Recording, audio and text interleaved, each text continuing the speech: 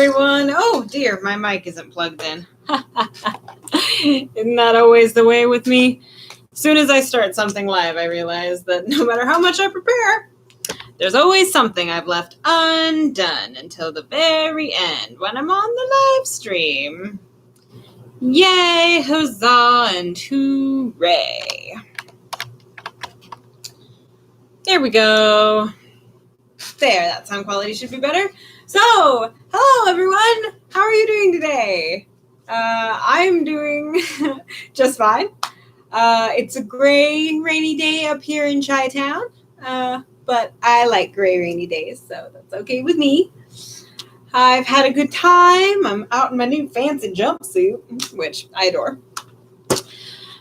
And boy, it feels like it's been forever since I've read, but it's only been since last Sunday. But after doing, 3 days a week and then going down to 2 is, it's taking a lot of pressure off of me. There's a lot of things I'm trying to do, and hopefully I will get them done. Speaking of, I have a ukulele video out, an original composition, a song that I wrote. So if you're done, after you're done hanging out with me here, if you want to hear me some more, check that out and tell me what you think. I'm very proud of it. I think it's the best that I've written in terms of songs. Now, let's get down to why we're really here, which is Pride and Prejudice. When we last left our darling hero, Elizabeth had traveled to London with to meet up with Jane for a little bit. She's traveled with Sir Lucas and Sir Lucas's younger daughter, Mariah. Okay. Because they are going to visit Charlotte Lucas in Hunsford. So they're traveling there by way of London. Jane has been sitting in London with the Gardiners and not meeting Mr. Bingley or Lady or and Miss Bingley, the sister, only once. But Elizabeth and Jane caught up and they traveled to Hunsford, or they are on the way to travel to Hunsford. And before they left, Mrs. Gardiner, Mr. and Mrs. Gardiner, the aunts, my hair is falling out, told Elizabeth they invited her to come to a tour of the lakes that she's doing. So that's very exciting. Touring the lakes of England. All right. And without further ado, let's go. Chapter 28. Every object in the next day's journey was new and interesting to Elizabeth, and her spirits were in a state for enjoyment, for she had seen her sister looking so well as to banish all fear for her health, and the prospect of her northern tour was a constant source of delight. When they left the high road for the lane to Hunsford, every eye was in search of the parsonage, and every turning expected to bring it in view. The paling of Rosings Park was their boundary on one side. Elizabeth smiled at the recollection of all that she had heard of its inhabitants. At least the parsonage was discernible, the garden sloping to the road, the house standing in it, the green pales and the laurel hedge, everything declared that they were arriving. Mr. Collins and Charlotte appeared at the door, and the carriage stopped at the small gate which led by a short gravel walk to the house, amidst nods and smiles of the whole party. In a moment they were all out of the chaise and rejoicing at the sight of each other. Mrs. Collins welcomed her friends with the liveliest of pleasure, and Elizabeth was more satisfied with coming when she found herself so affectionately received. She saw instantly that her cousin's manners were not altered by his marriage. His formal civility was just what it had been, and he detained her some minutes at the gate to hear and satisfy his enquiries after her family. They were then, with no other delay than his pointing out the neatness of the entrance, taken into the house, and as soon as they were in the parlor, he welcomed them a second time with ostentatious formality to his humble abode, and punctually repeated all of his wife's offer for refreshment. See him in his glory, and she could not help fancying that in displaying the good proportion of the room, its aspect and its furniture, he addressed himself particularly to her, as if wishing to make her feel what she had lost in refusing him. But though everything seemed neat and comfortable, she was not able to gratify him by any sigh of repentance, and rather looked with wonder at her friend that she could have so cheerful an air with such a companion.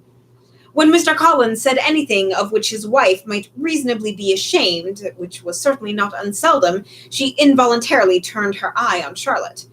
Once or twice she could discern a faint blush, but in general Charlotte wisely chose not to hear.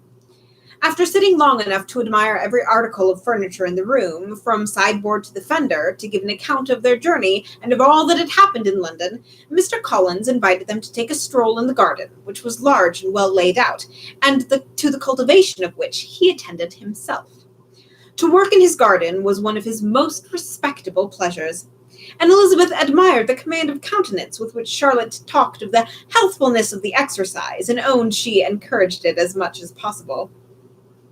Here, leading the way through every walk and crosswalk, and scarcely allowing them an interval to utter the praises he asked for, every view was pointed out with a minuteness which left beauty entirely behind. He could number the fields in every direction, and could tell how many trees there were in the most distant clump. But of all the views which his garden, or which the country, or the kingdom could boast, none were to be compared with the prospect of Rosings, afforded by an opening in the trees that bordered the park nearly opposite the front of his house. It was a handsome modern building, well situated on rising ground. From his garden, Mr. Collins would have led them round his 2 meadows, but the ladies, not having shoes to encounter the remains of a white frost, turned back, while Sir William accompanied him. Charlotte took her sister and friend over the house, extremely well pleased, probably, to have the opportunity of showing it without her husband's help. It was rather small, but well built and convenient, and everything was fitted up and arranged with a neatness and consistency of which Elizabeth gave Charlotte all the credit. When Mr. Collins could be forgotten, there was really a great air of comfort throughout, and by Charlotte's evident enjoyment of it, Elizabeth supposed he must be often forgotten. She had already learnt that Lady Catherine was still in the country. It was spoken of again while they were at dinner, when Mr. Collins, joining in, observed, "Yes, Miss Elizabeth, you will have the honour of seeing Lady Catherine de Bourgh on the ensuing Sunday at church, and I need not say you will be delighted by her. She is affability and condescension. I doubt not, but you will be honoured by some portion of her notice when service is over. I have scarcely any hesitation in saying that she will include you and my sister Maria in every invitation with which she honours us during your stay here. Her behaviour to my dear Charlotte is charming. We dine twice a week at Rosings, and are never allowed to walk home. Her ladyship's carriage is regularly ordered for us. I should say one of her ladyship's carriages, for she has several." "Lady Catherine is a very respectable, sensible woman indeed," added Charlotte, "and a most attentive neighbour." "Very true, my dear. That is exactly what I say. She is the sort of woman whom one cannot regard with too much deference." The evening was spent chiefly in talking over Hertfordshire news, and telling again what had already been written, and when it closed, Elizabeth, in the solitude of her chamber, had to meditate upon Charlotte's degree of contentment, to understand her address in guiding, and composure in bearing with her husband, and to acknowledge that it was all done very well. She had also to anticipate how her visit would pass, the quiet tenor of their usual employments, the vexatious interruptions of Mr. Collins, and the gaieties of their intercourse with Rosings. A lively imagination soon settled it all.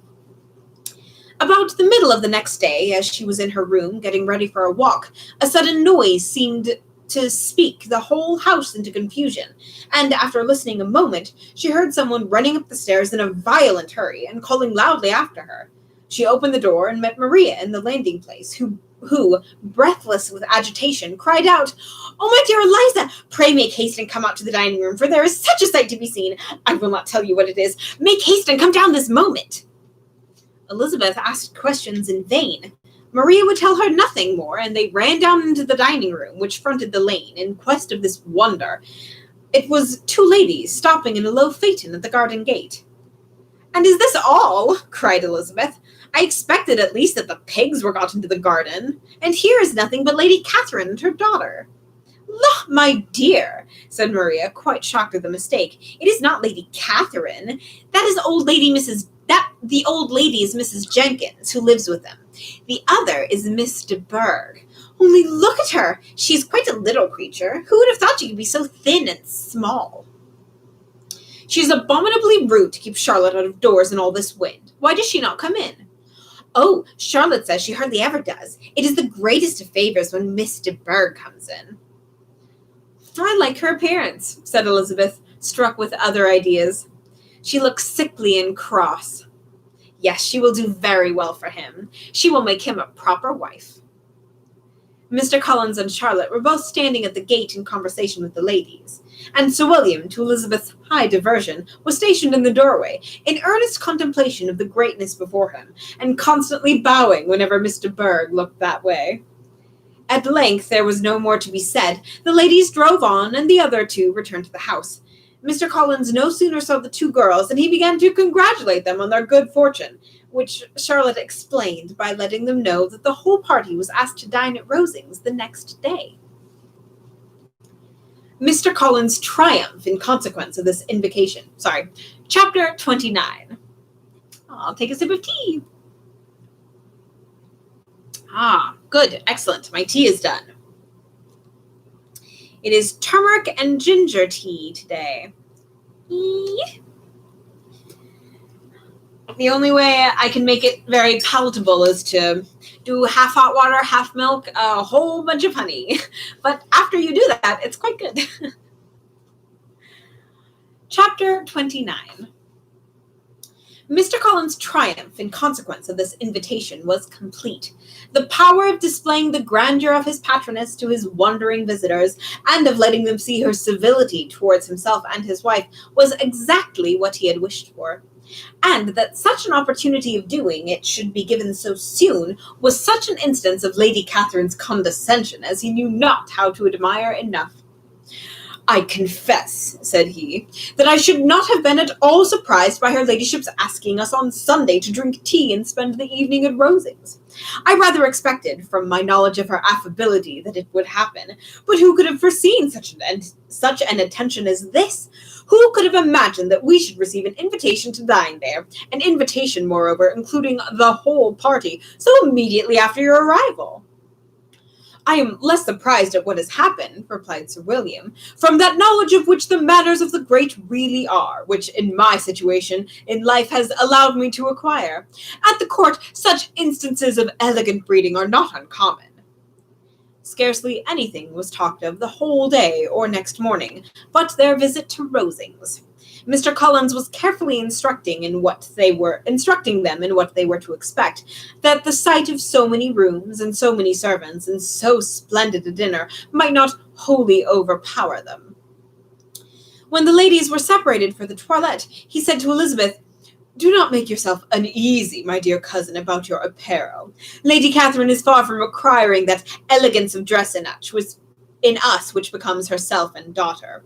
I would advise you merely to put on whatever of your clothes is superior to the rest. There is no occasion for anything more.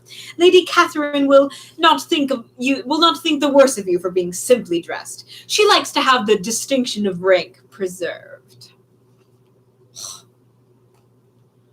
While they were dressing, he came 2 or 3 times to their different doors, to recommend their being quick, as Lady Catherine very much objected to be kept waiting for her dinner. Such formidable accounts of her ladyship and her manner of living quite frightened Maria Lucas, who had been little used to company, and she looked forward to her introductions at Rosings with as much apprehension as her father had done to his presentation at St. James's. As the weather was fine, they had a pleasant walk of about half a mile across the park. Every park had its beauty and its prospects, and Elizabeth saw much to be pleased with, though she could not be in such raptures as Mr. Collins expected the scene to inspire, but was slightly affected by his enumeration of the windows at the front of the house, and his relation of what the glazing altogether had originally cost Sir Louis de Bourgh. When they ascended the steps to the hall, Maria's alarm was every moment increasing, and even Sir William did not look perfectly calm. Elizabeth's courage did not fail her. She had heard nothing of Lady Catherine that spoke her awful from any extraordinary talents or miraculous virtue, and the mere stateliness of money and rank she thought she could witness without trepidation. From the entrance hall, of which Mr. Collins pointed out with a rapturous air, of the fine proportion and finished ornaments, they followed the servants through an antechamber to the room where Lady Catherine, her daughter, and Mrs. Jenkinson were sitting. Her ladyship, with great condescension, not condensation, arose to receive them, and as Mrs. Collins had settled it with her husband that an office of introduction should be hers, it was performed in a proper manner, without any of those apologies and thanks which he would have thought necessary. In spite of having been at St. James's, Sir William was so completely awed by the grandeur surrounding him that he had but just the courage to make a very low bow and take his seat without saying a word. His daughter, frightened almost out of her senses, sat on the edge of her chair, not knowing which way to look. Elizabeth found herself quite equal to the scene, and could observe the three ladies before her composedly. Lady Catherine was a tall, large woman, with strongly marked features which might once have been handsome. Her air was not conciliating, nor was her manner of receiving them such as to make her visitors forget their inferior rank. Pardon me, there was a comma where I do not believe a comma should be. She was not rendered so formidable by silence, but whatever she said was spoken in so authoritative a tone as marked her self-importance, and brought Mr. Wickham immediately to Elizabeth's mind. And from the observation of the day altogether, she believed Lady Catherine to be exactly what he had represented.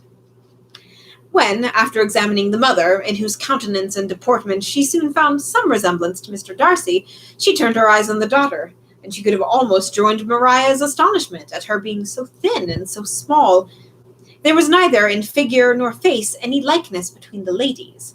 Miss de Bourgh was pale and sickly. Her features, though not plain, were insignificant, and she spoke very little except in a low voice to Mrs. Jenkinson, in whose appearance there was nothing remarkable, and who was entirely engaged in listening to what she said, and placing a screen in the proper direction before her eyes. After sitting a few minutes, they were all sent to one of the windows to admire the view, Mr. Collins attending them to point out its beauties, and Lady Catherine kindly informing them that it was much better worth looking at in the summer. The dinner was exceedingly handsome, and there were all the servants and all the articles of plate which Mr. Collins had promised, and, as he likewise foretold, he took his seat at the bottom of the table by her ladyship's desire, and looked as if he felt life could furnish nothing greater. He carved and ate and praised with delighted alacrity, and every dish was commended, first by him and then by Sir William, who was now enough recovered to echo whatever his son-in-law said, in a manner which Elizabeth could wonder Lady Catherine could bear. But Lady Catherine seemed gratified by their excessive admiration, and gave most gracious smiles, especially when any dish on the table proved a novelty to them. The party did not supply much conversation. Elizabeth was ready to speak whenever there was an opening, but she was seated between Charlotte and Miss de Bourgh, the former of whom was engaged in listening to Lady Catherine, and the latter said not a word to her all dinner time. Miss Jenkinson was chiefly employed in watching how little Miss de Bourgh ate, pressing her to try some other dish, and fearing she were indisposed. Maria thought speaking out of the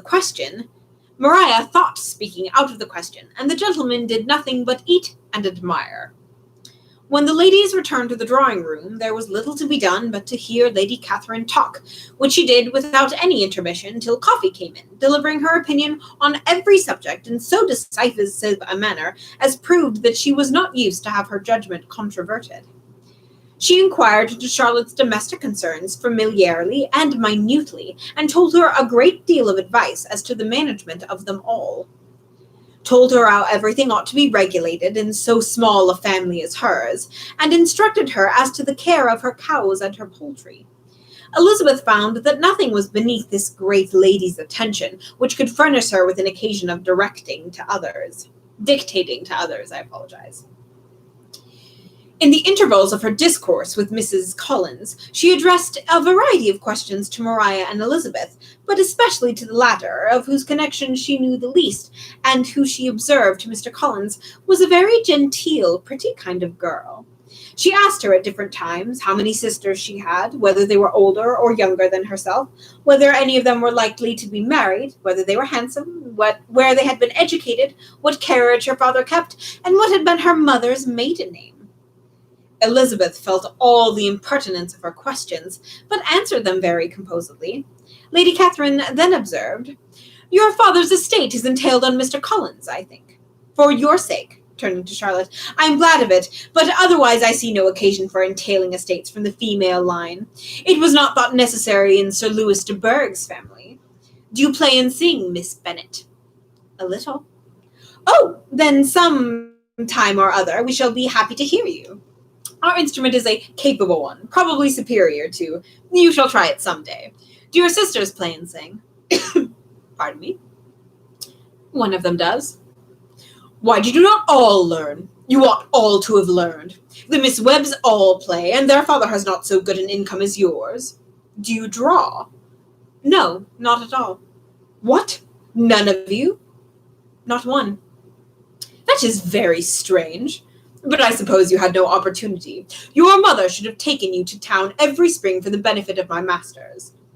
"My mother would have had no objection, but my father hates London." "Has your governess left you?" "We never had any governess." "No governess? How is that possible? 5 daughters brought up at home without a governess? I never heard of such a thing. Your mother must have been quite a slave to your education." Elizabeth could hardly help smiling as she assured her that that had not been the case. "Then who taught you? Who attended you? Without a governess you must have been neglected." "Compared with some families, I believe we were, but such of us as wished to learn never wanted the means. We were always encouraged to read, and had all the masters that were necessary. Those who chose to be idle certainly might." "Aye, no doubt, but that is what a governess will prevent, and if I had known your mother, I would have advised her most strenuously to engage one. I always say that nothing is to be done in education without study and regular instruction, and nobody but a governess can give it. It is wonderful how many families I have been the means of supplying in that way. I am always glad to get a young person well placed out. 4 nieces of Mrs. Jenkinson are most delightfully situated through my means, and it was but the other day that I recommended another young person, who was merely accidentally mentioned to me, and the family are quite delighted with her. Mrs. Collins, did I tell you of Lady Metcalfe's calling yesterday to thank me? She finds Miss Pope a treasure. 'Lady Catherine,' she said, 'you have given me a treasure.' Are any of your younger sisters out, Miss Bennet?" "Yes, ma'am, all of them." "All? What, all 5 out at once? Very odd. And you only the second. The younger one's out before the elder are married? Your younger sisters must be very young." "Yes, my youngest sister is not 16. Perhaps she is full young to be much in company, but really, ma'am, I think it would be very hard upon younger sisters that they should not have their share of society and amusement, because the elder may not have the means or inclination to marry early. The last born has as good a right to the pleasures of youth as the first, and to be kept back on such a motive, I think it would not be very likely to promote sisterly affection or delicacy of mind." "Upon my word," said her ladyship, "you give your opinion very decidedly for so young a person. Pray, what is your age?" "With 3 younger sisters grown up," replied Elizabeth, smiling, "your ladyship can hardly expect me to own it." Lady Catherine seemed quite astonished at not receiving a direct answer, and Elizabeth suspected herself to be the first creature who had ever dared to trifle with so much dignified impertinence. "You cannot be more than 20, I am sure, therefore you need not conceal your age." "I am not 21." When the gentlemen had joined them, and tea was over, the card tables were placed. Lady Catherine, Sir William, and Mr. and Mrs. Collins sat down to quadrille, and Miss de Bourgh chose to play at casino. The 2 girls had the honor of assisting Mrs. Jenkinson to make up her party. Their table was superlatively stupid, except when Mrs. Jenkinson expressed her fears of Mr. Bourgh's being too hot or too cold, or having too much or too little light. A great deal more passed at the other table. Lady Catherine was generally speaking, stating the mistakes of the three others or relating some anecdote of herself. Mr. Collins was employed in agreeing to everything her ladyship said, thanking her for every fish he won, and apologizing if he thought he won too many. Sir William did not say much. He was storing his memory with anecdotes and noble names. When Lady Catherine and her daughter had played as long as they chose, the tables were broke up, the carriage was offered to Mrs. Collins, gratefully accepted, and immediately ordered. The party then gathered round the fire to hear Lady Catherine determine what the weather they were to have on the morrow. From these instructions they were summoned by the arrival of the coach, and with many speeches of thankfulness on Mr. Collins's side, and many bows on Sir William's, they departed. As soon as they had driven from the door, Elizabeth was called on by her cousin to give her opinion of all that she had seen at Rosings, which, for Charlotte's sake, she made more favourable than it really was. But her commendation, though costing her some trouble, could by no means satisfy Mr. Collins, and he was very soon obliged to take her ladyship's praise into his own hands. "Oh, Mr. Collins!" The BBC Pride and Prejudice is so thoroughly fixed in my mind that I'm having to make a very conscious effort not to mimic the voices of Lady Catherine de Bourgh or Mr. Collins or of anybody else, quite frankly. So I'm trying not to slip into that. Chapter 30. Sir William stayed only a week at Hunsford, but his visit was long enough to settle him of his daughters being most comfortably settled, and of her possessing such a husband and such a neighbour as were not often met with. While Sir William was with them, Mr. Collins devoted his mornings to driving him out in his gig, showing him the country, but when he went away, the whole family returned to their usual employments, and Elizabeth was thankful to find that they did not see more of her cousin by the alteration. For the chief of the time between breakfast and dinner was now passed by him either at work in the garden or in reading and writing, and looking out of the window in his own book-room, which fronted the road.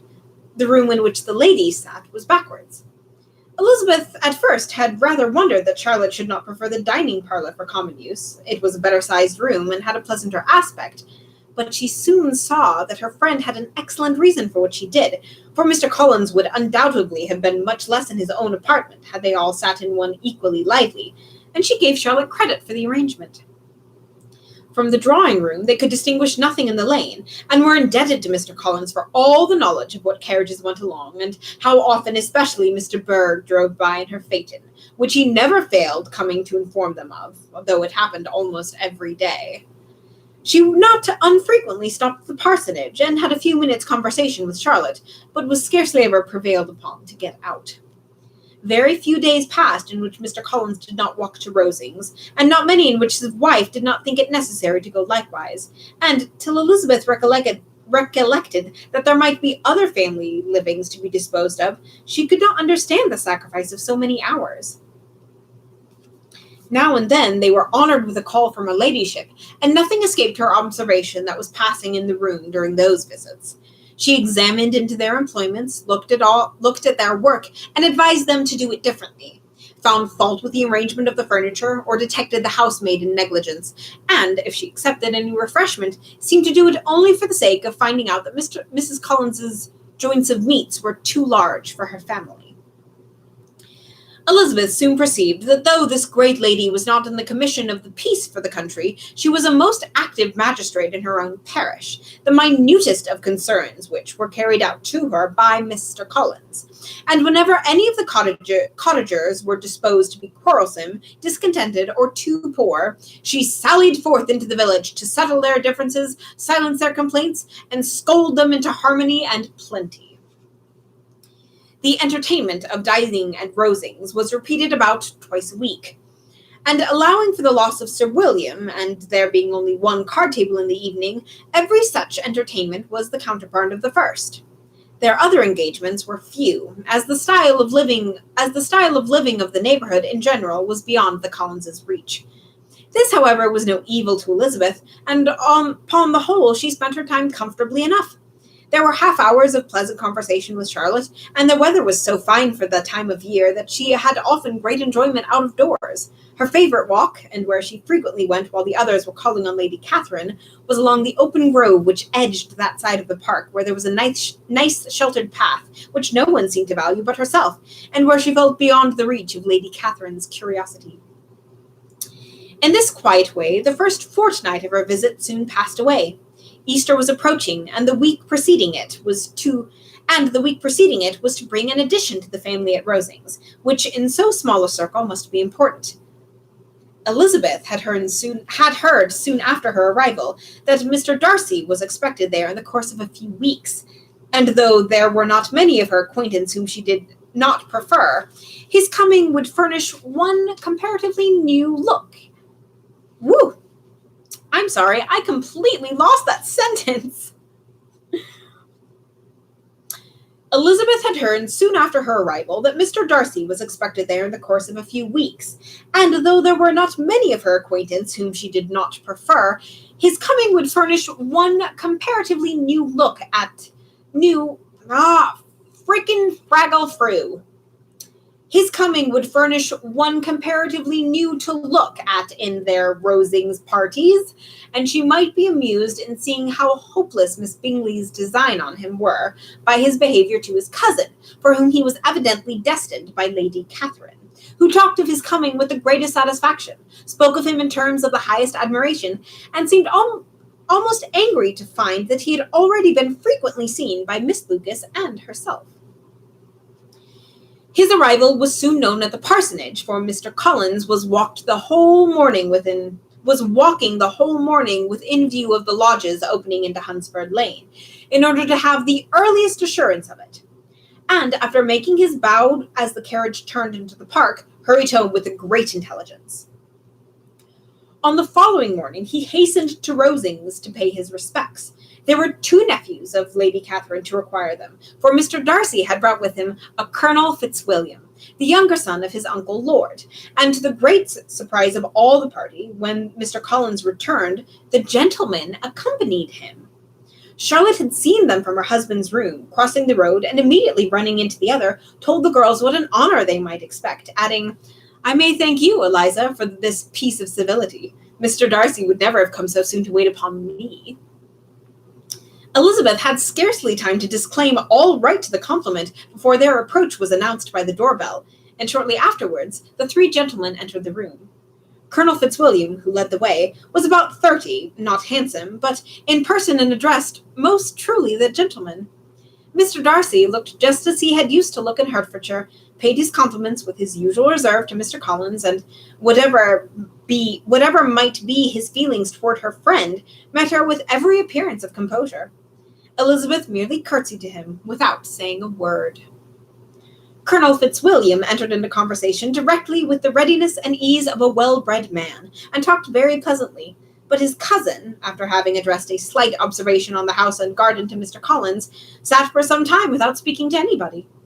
At length, however, his civility was so far awakened as to inquire of Elizabeth after the health of her family. She answered him in the usual way, and after a moment's pause added, "My eldest sister has been in town these 3 months.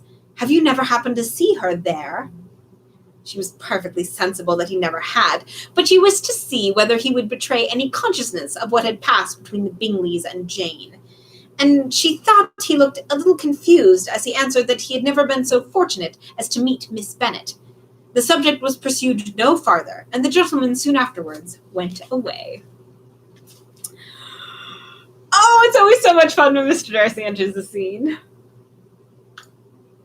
So much fun. And I like how Elizabeth plays with him. That's one thing that is to Elizabeth's credit, is that she, as she says later on in the book, she just has a great sense of assurance. She's very self-assured, and I approve that of her. Moving on. Chapter 31. Colonel Fitzwilliam's manners were very much admired at the parsonage, and all the ladies felt that he must add considerably to the pleasure of their engagements at Rosings. It was some days, however, before they received any invitation thither, for, while there were visitors in the house, they could not be necessary, and it was not till Easter Day, almost a week after the gentleman's arrival, that they were honoured by such an attention, and then they were merely asked on leaving church to come there in the evening. For the last week they had seen very little of either Lady Catherine or her daughter. Colonel Fitzwilliam had called at the parsonage more than once during the time, but Mr. Darcy they had only seen at church. The invitation was accepted, of course, and at the proper hour they joined the party in Lady Catherine's drawing-room. Her ladyship received them civilly, but it was plain that their company was by no means so acceptable as when she could get nobody else, and she was, in fact, almost engrossed by her nephews, speaking to them, especially to Darcy, more than any other person in the room. Colonel Fitzwilliam seemed really glad to see them. Anything was a welcome relief to him at Rosings, and Mrs. Cullen's pretty friend had moreover caught his fancy very much.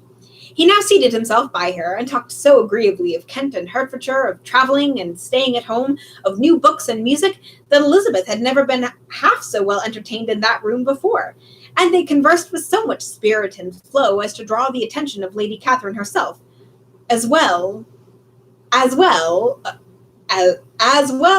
of Mr. Darcy. Couldn't say that second as. His eyes had been soon and repeatedly turned towards them with a look of curiosity, and that her ladyship, after a while, shared the feeling was more openly acknowledged, for she did not scruple to call out, "What is that you are saying, Fitzwilliam? What is it you are talking of? What are you telling Miss Bennet? Let me hear what it is."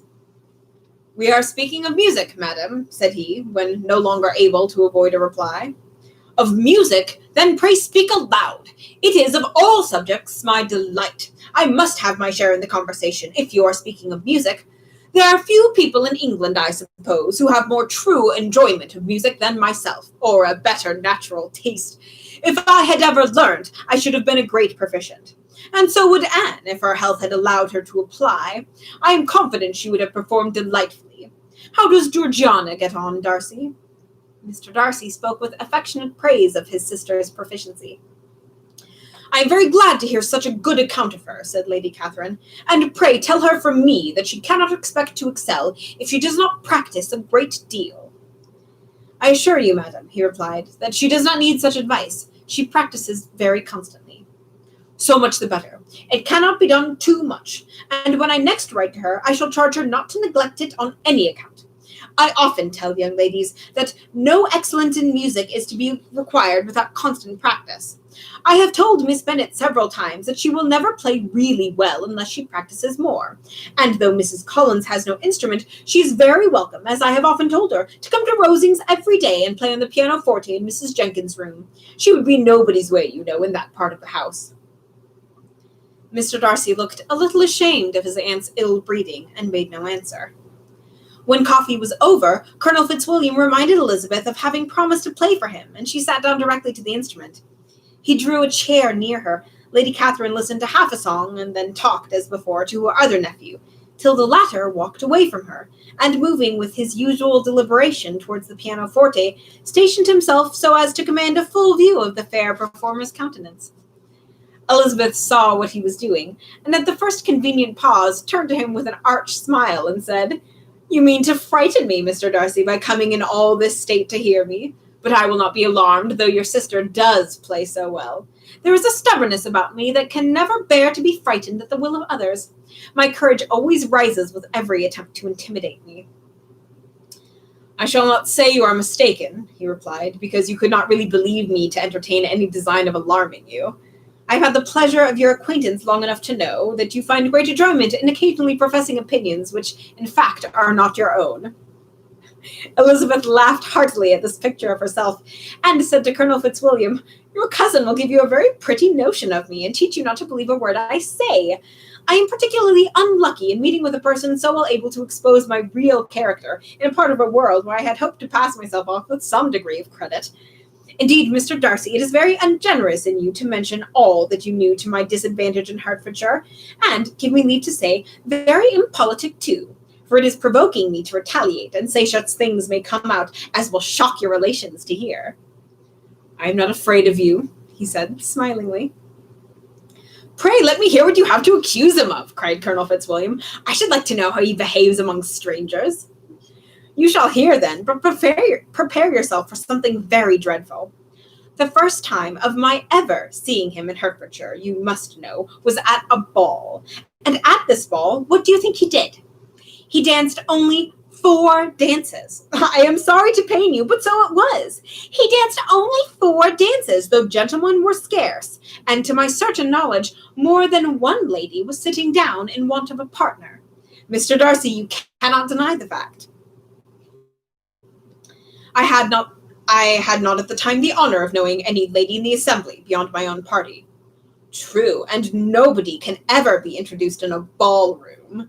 Well, Colonel Fitzwilliam, what do I play next? My fingers await your orders. Perhaps, said Mr. Darcy, I should have judged better, had I sought an introduction, but I am ill qualified to recommend myself to strangers. Shall we ask your cousin the reason of this? Said Elizabeth, still addressing Colonel Fitzwilliam. Shall we ask him why a man of sense and education, who has lived in the world, is ill qualified to recommend himself to strangers? I can answer your question, said Fitzwilliam, without applying to him. It is because he will not give himself the trouble. I certainly have not the talent which some people possess, said Darcy, of conversing easily with those I have never seen before. I cannot catch their tone of conversation, or appear interested in their concerns, as I often see done. My fingers, said Elizabeth, do not move over this instrument in the masterly manner which I see so many women's do. They have not the same force or rapidity, and do not produce the same expression. But then, I have always supposed it to be my own fault, because I would not take the trouble of practicing. It is not that I do not believe my fingers as capable of women's. It is not that I do not believe my fingers as capable as any other woman's of superior execution. Mr. Darcy smiled and said, You are perfectly right. You have employed your time much better. No one admitted to the privilege of hearing you can think anything wanting. We neither of us perform to strangers. Here they were interrupted by Lady Catherine, who called out to know what they were talking of. Elizabeth immediately began playing again. Lady Catherine approached, and, after listening for a few minutes, said to Darcy, Miss Bennet would not play at all amiss if she practised more, and could have the advantage of a London master. She has a very good notion of fingering, though her taste is not equal to Anne's. Anne would have been a delightful performer, had her health allowed her to learn. Elizabeth looked at Darcy to see how cordially he assented to his cousin's praise, but neither at that moment nor at any other could she discern any symptom of love, and from the whole of his behavior to Miss de Bourgh she derived this comfort from the whole of his behavior to Miss de Bourgh, she derived this comfort from Miss Bingley, that he might just have been as likely to marry her as she had she been his relation. Lady Catherine continued her remarks on Elizabeth's performance, mixing them with many instructions on execution and taste. Elizabeth received them with all the forbearance of civility, and at the request of the gentleman, remained at the instrument till her ladyship's carriage was ready to take them all home.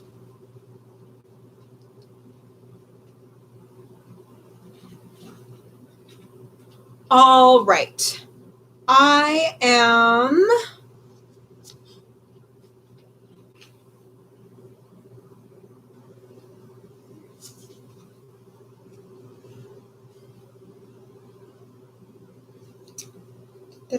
All right, we're going to read 2 more chapters. Sorry, I was just making sure. 2 more chapters and then we're done.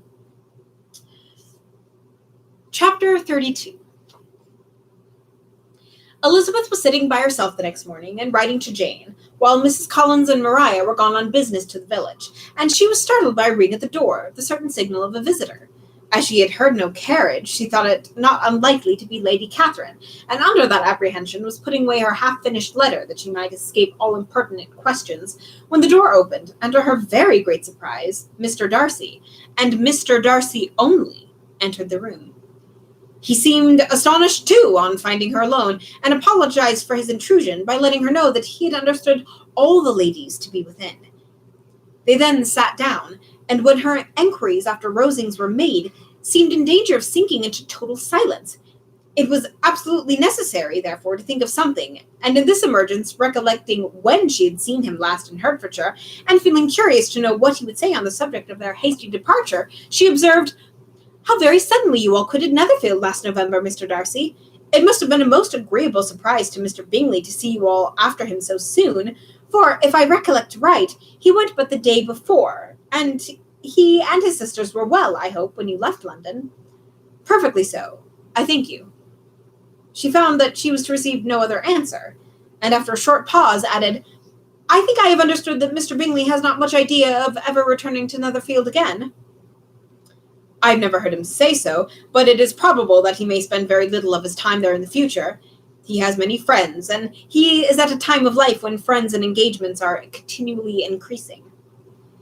If he means to be but little at Netherfield, it would be better for the neighbourhood that he should give up the place entirely, for then we might possibly get a settled family there. But perhaps Mr. Bingley did not take the house so much for the convenience of the neighbourhood as for his own, and we must expect him to keep it or quit it on the same principle. I should not be surprised, said Darcy, if he were to give it up as soon as any eligible purchase offers. Elizabeth made no answer.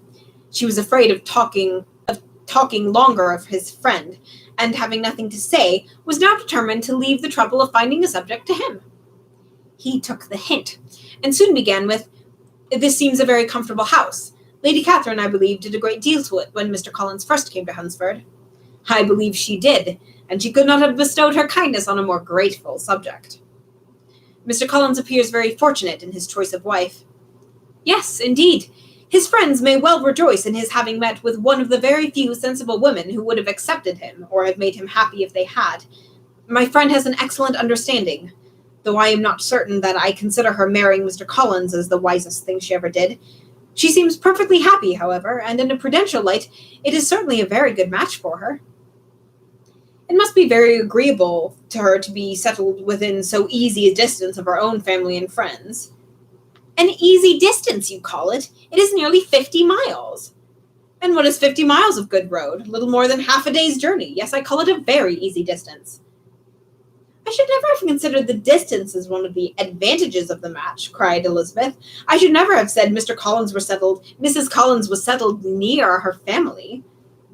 It is a proof of your own attachment to Hertfordshire. Anything beyond the neighbourhood of Longbourn, I suppose, would appear very far. As she spoke, there was a sort of smile, which Elizabeth fancied she understood. He must be supposing her to be thinking of Jane and Netherfield, and she blushed as she answered, I do not mean to say that a woman may not be settled too near her family. The far and near must be relative and depend on the varying circumstances. When there is fortune to make the expense of traveling unimportant, distance becomes no evil. But that is not the case here. Mr. and Mrs. Collins have a comfortable income, but not such a one as will allow of frequent journeys, and I am persuaded my friend would not call herself near her family under less than half the present distance. Mr. Darcy drew his chair a little towards her and said, You cannot have a right to such a very strong local attachment. You cannot always have been at Longbourn. Elizabeth looked surprised.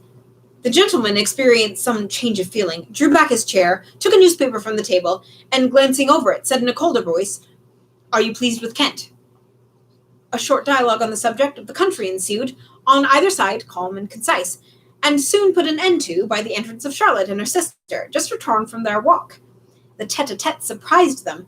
Mr. Darcy related the mistake which had occasioned his intruding on Miss Bennet, and after sitting a few minutes longer, without saying much to anybody, went away. What can be the meaning of this? Said Charlotte, as soon as he was gone. My dear Eliza, he must be in love with you, or he would never have called on us in this familiar way. But when Elizabeth told of his silence, it did not seem very likely, even to Charlotte's wishes, to be the case, and after various conjectures, they could at last only suppose his visit to proceed from the difficulty of finding anything to do, which was the more probable from the time of year. All field sports were over. Within doors there was Lady Catherine, books, and a billiard table, but gentlemen cannot always be indoors, and in the nearness of the parsonage, or the pleasantness of the walk to it, or of the people who lived in it, the two cousins found the temptation from this period of walking thither almost every day.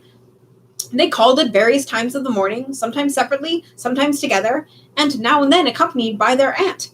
It was plain to them all that Colonel Fitzwilliam came because he had pleasure in their society, a persuasion which of course recommended him still more. And Elizabeth was reminded and Elizabeth was reminded by her own satisfaction in being with him, as well as by his evident admiration of her former of her former George Wickham, and, though in comparing them, she saw there was less captivating softness in Colonel Fitzwilliam's manners, she believed he might have the best informed mind. But why Mr. Darcy came so often to the parsonage, it was more difficult to understand. It could not be for society, as he frequently sat there 10 minutes together without opening his lips, and when he did speak, it seemed the effect of necessity rather than of choice, a sacrifice to propriety, not a pleasure to himself. He seldom appeared really animated. Mrs. Collins knew not what to make of him.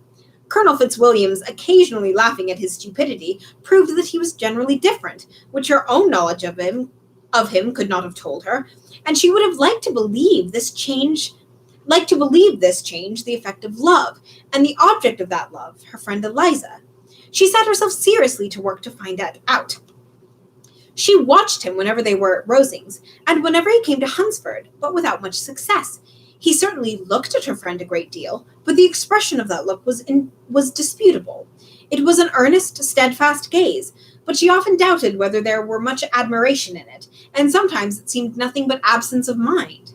She had once or twice suggested to Elizabeth the possibility of his being partial to her, but Elizabeth always laughed at the idea, and Mrs. Collins did not think it right to press the subject, from danger of raising expectations, which might only end in disappointment.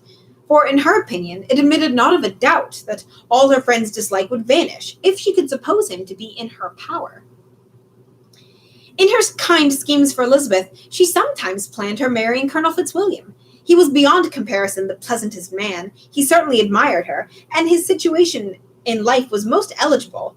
But to counterbalance these advantages, Mr. Darcy had considerable patronage in the church, and his cousin could have none at all. Okay, I know I said I was going to read one more chapter, but I'm actually not. Haha, sorry. I'm going to end it there because I'm super hungry. I smell delicious things in the food, and it's a good resting point in the story, which I'm trying to look out for more as I do these more. As always, thank you for watching. Thank you for listening. Thank you for reading. I hope you got something fun today done, whether it was just a bit of relaxation or some painting or some fun handwork, sewing or knitting or maybe going for a run. Whatever you did while listening or watching this, I hope it was of the greatest benefit to you.